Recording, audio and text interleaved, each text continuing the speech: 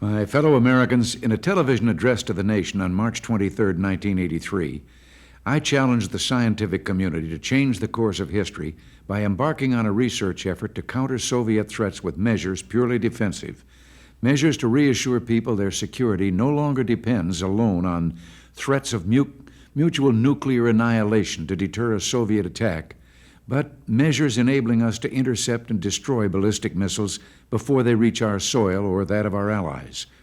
A non-nuclear strategic defense makes good sense. It's better to protect lives than to avenge them. But another reason, equally simple and compelling, persuades us to its merit.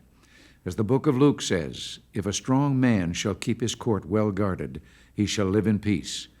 Well, SDI, our Strategic Defense Initiative, could prove crucial to guarding security and peace for America and her allies. The strategic challenges we face are far different from those in 1972 when the United States and the Soviet Union signed the SALT I and anti-ballistic missile treaties. When those treaties were signed, certain assumptions about the Soviets were made that, well, to put it charitably, have not proven justified.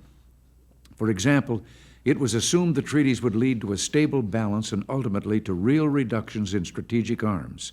But the Soviet Union has never accepted any meaningful and verifiable reductions in offensive nuclear arms. None.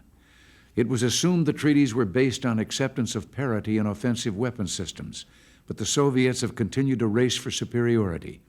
As former Secretary of Defense Harold Brown put it, "When we build, they build. When we stop, they build." It was assumed the Soviets would accept the innocent notion that being mutually vulnerable to attack was in our common interest. They haven't.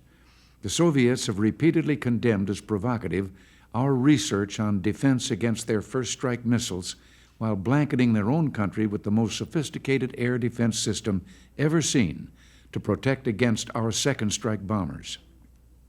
And while we dismantled our lone ABM system 10 years ago, the Soviets have consistently improved the world's only missile defense system deployed around Moscow.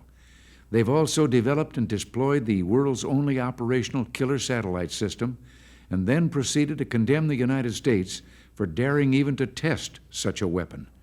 It was assumed that an effective defense would not be feasible in 1972, but in that very year, Soviet Marshal Greshko testified to the Supreme Soviet, quote, "The Treaty on Limiting ABM Systems imposes no limitations on the performance of research and experimental work aimed at resolving the problem of defending the country against nuclear missile attack," unquote.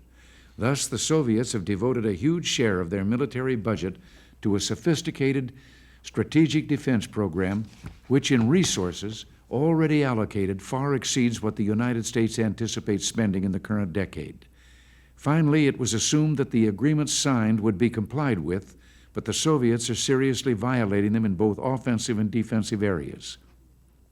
It is the Soviet Union that has violated the 1972 ABM Treaty with its construction of a massive radar facility at Krasnoyarsk.